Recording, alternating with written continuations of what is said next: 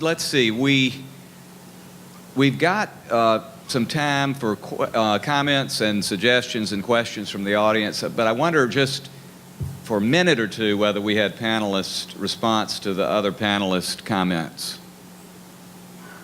Dana, when are you going to retire? I actually was looking at Laura Gates when David was talking about being flush with cash, and Laura was stifling laughter. But and Will was not laughing either. But anyway, those are wonderful comments, and let's see. Why don't we just take Molly, a comment.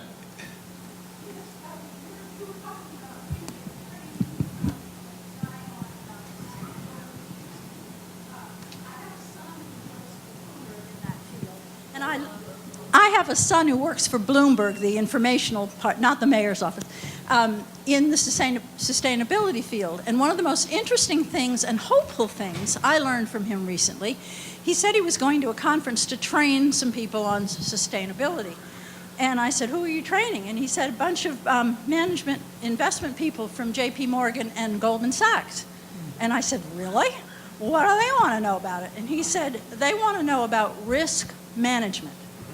They want the facts about the risk factors in the companies they are representing and selling. It is terribly important to them to see ahead that there isn't another BP out there, that the statistics are there, and that it's part of the metrics that they need to be good investment managers today. I thought that was hugely compelling and hopeful, because it's bringing together, as Charles said, both the economic and the and the health of our business and our country. So I just wanted to share that and hope that there's more of that training going on. Yes, there are indeed many, many examples like that of the way in which this amorphous six-syllable concept called sustainability is indeed catching on within unlikely allies, especially the corporate world. Just 3 weeks ago, I spoke in Cincinnati to a group of 800 representatives of manufacturing companies in the Midwest, very large companies, Procter & Gamble, and all of them now have sustainability initiatives within their corporations. So it's not just greenwashing. They are now tangibly trying to integrate the premises and practices of sustainability in their corporation, largely because they're coming to recognize that it has a bottom line significance to them. Somebody was talking earlier about innovation being a buzzword with corporations. I talked to that group 3 weeks ago about a word I've coined called inefficiency. That is the combination of innovation and efficiency that sustainability presumes, and the way in which that leads to corporate dynamics that contribute to the bottom line. I'm George Rabb, a native Charlestonian, but most of my career has been elsewhere, 56 years in the Chicago region. And I want to congratulate Dana and the Coastal Conservation League for what they've done in terms of really expressing a love of place. Locophilia is as important as biophilia in terms of our human nature. But what I'm suggesting is a bit different from what David Shai articulated a few moments ago, and it relates back to what Dana introduced this session on, and that is building the community in terms of its commitment to the future of the land, the future of the peoples, the future of the environment itself with all of its living creatures. And so I suggest that perhaps the Coastal Conservation League might stimulate the formation of an alliance, whether you call it the Lowcountry Alliance for Sustainability or whatnot, you can debate. But in the Chicago region, back in '96, several organizations, Nature Conservancy, Open Lands, which preceded Nature Conservancy in the region, various institutions, Field Museum, my own institution, the Chicago Zoological Park, or Brookfield Zoo, etc., and the local agencies responsible for land management came together and formed what we call the Chicago Wilderness Alliance. And it's related to the land that was set aside 100 years ago in terms of preserving the natural environment. And what I'm suggesting, we've grown now to 260 organizations, agencies, and we even have a corporate council. But among those 260 organizations, Mary Evelyn mentioned one, Faith in Place, but we also have high schools, universities, and others allied.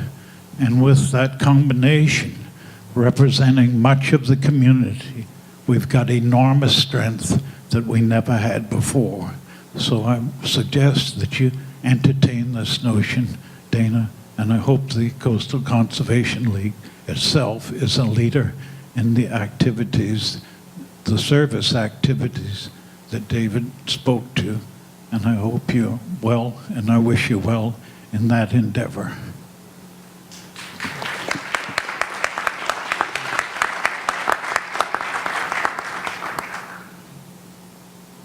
The Chicago Wilderness, for those of you who don't know, is a remarkable phenomenon that has really evolved, I think, and exploded in a way over the past 10 to 15 years, George. And you. That's now the leader of the Metropolitan Green Spaces Alliance. It's the Houston Wilderness, the Amigos del Rio, Los Angeles, Frisco, Portland, Cleveland, Milwaukee, 2 weeks ago, Denver, New York, Baltimore indicated they were coming aboard with a similar endeavor. So I recommend it very highly. Right. The Amigos Green Space Alliance. Great. Yes, Catherine.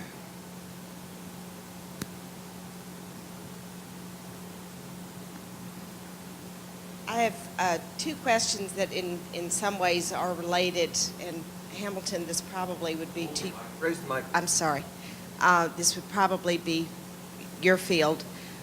You talk about the wind turbines, which are something that I think sounds wonderful, but just a few days ago I was with a South Carolinian, lives in Charleston, who's a nuclear physicist, and was talking about it, and he said that wind turbines are not don't make any good sense now because of the nuclear plants, and that we are too far behind in the use of them because of the cost of gas and other forms of energy.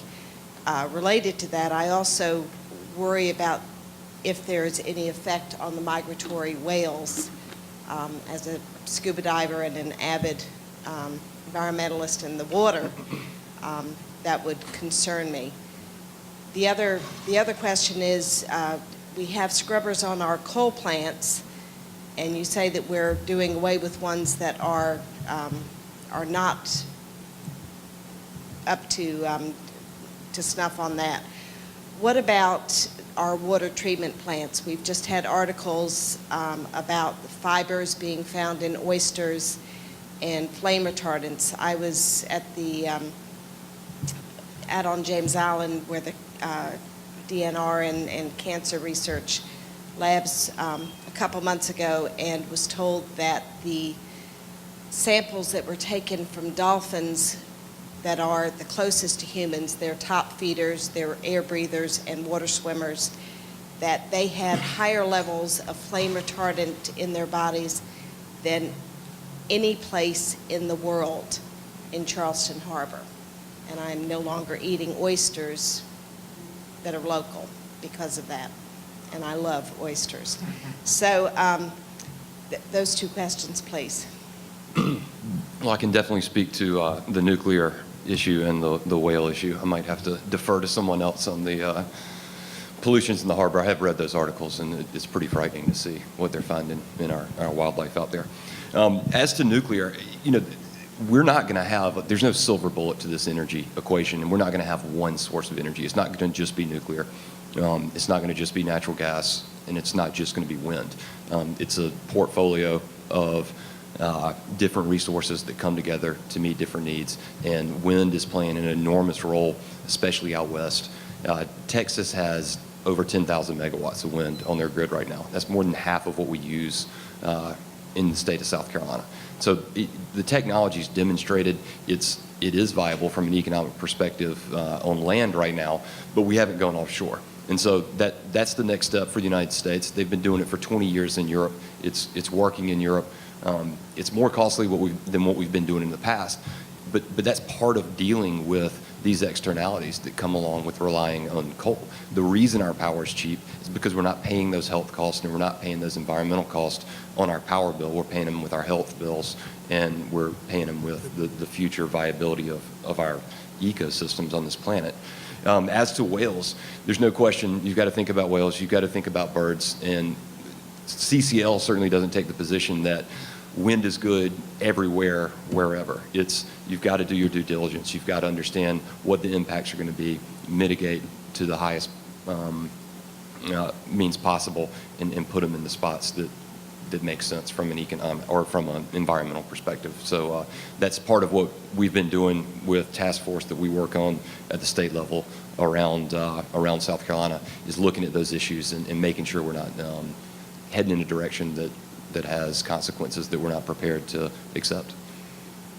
And just a quick note on the other point, Catherine, the toxins, the flame retardants, truly a horrifying reality apparently in Charleston Harbor. And the reason for that is that our sewage treatment plants do not have the capacity to deal with many toxic pollutants, including those types. They typically are supposed to be dealing with bacterial pollution, and that's what they do. But beyond that, things that go down the toilet or down the sink, birth control, I mean, you name it, they found it in dolphins in the harbor. So we need to think that's another arena, and we haven't even touched on that, but that is another arena that we really need to focus on because the things that we can control are those types of things. Perhaps the plastic is coming from somewhere else. It could be coming from these vast sinks of plastic in the ocean. As you know, we also have not only the North Pacific so-called garbage pit, gyre, but we also have one in the South Atlantic, and that is another, it's just a huge, almost unimaginable offense against nature. We've got to do something about it. And I think, I'll throw an idea out, not we're going to do this, but to me, California is banning plastic bags. We don't need plastic bags. So who knows? Maybe we'll move ahead with something like that. Symbolic, but important, because it opens people's eyes to this pervasive pollutant that is pollution that is really a part of our lifestyle, and we can change it. Plastic bags are new, relatively speaking, and that type of pollution is new. So other points or questions? Queen Quet, let me take this over to you.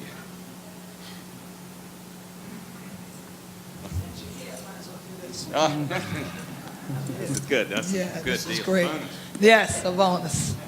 Hugs from the Queen. And once again, I just want to really, really commend Dana and all the staff that has been a part of putting not only this event together, but been there for this entire 25 years without the burnout. I just want to applaud y'all for that.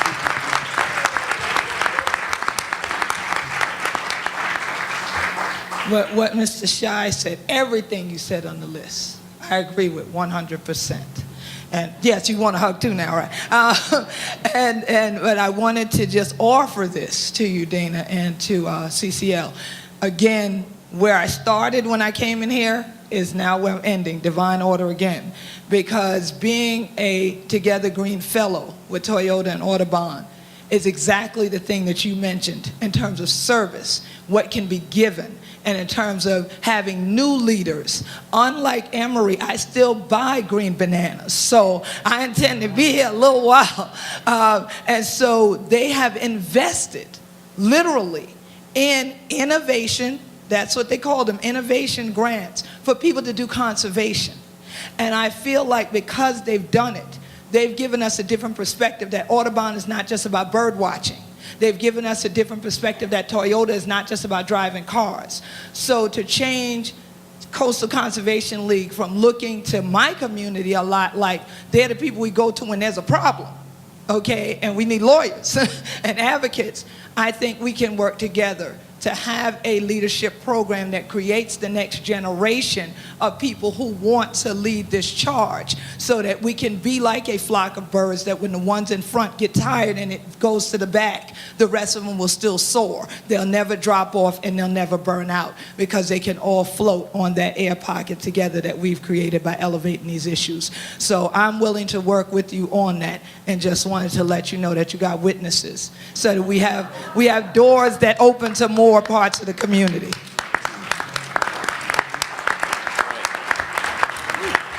That is good. Pat. Okay, Queen Quet, you just took away some of what I wanted to say. But a couple of comments.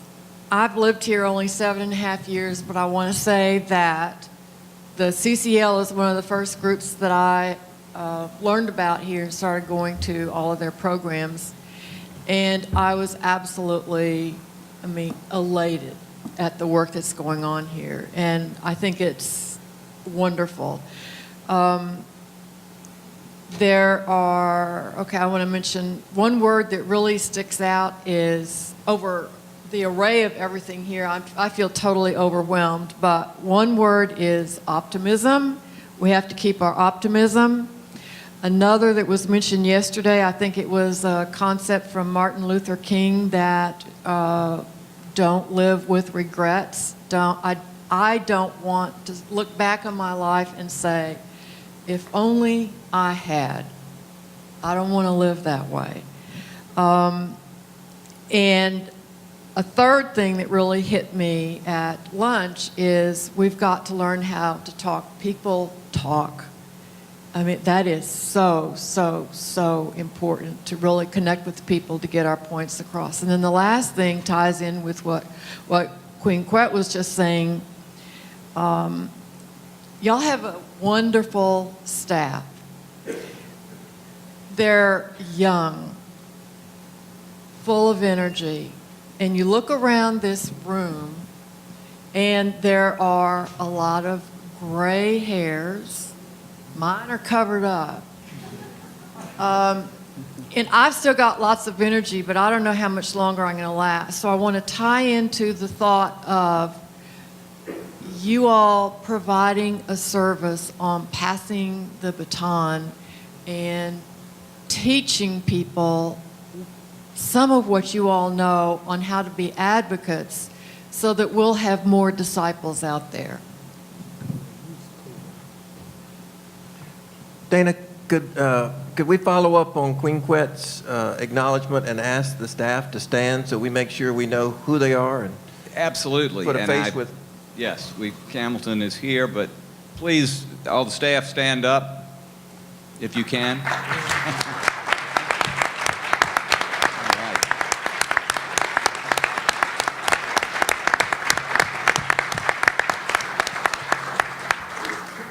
Thank you, David. We're at the end of our time, and at risk of cutting off the one silver bullet that Hamilton said we don't have, I'm going to thank you all, but tell you that we want to continue this conversation. We will have all of these videos up on the internet, and also an opportunity to have a conversation. Certainly you can do sort of the normal stuff and just come by the office, which we'd love to have you do. That's the best. But you can also, we have email, and we may even have some kind of a blog on the internet. We want to make sure this community is engaging in shaping its future and our agenda, and I think I can say that with respect to Mark Robertson back here with Nature Conservancy. Lowcountry has done a visioning process. We're all interested. We all want to be the best advocates for the community that we can be. And these have been wonderful suggestions today, just, great suggestions just in the last 30 minutes. So we want to hear more. Thank you very much to everybody. The speakers have been fantastic, and we're so grateful for their time. And the organizing was flawless. And Kenda Sweet, who is here and has gotten no call out at all, but organized this and really did all of the logistical work on making sure it all came together.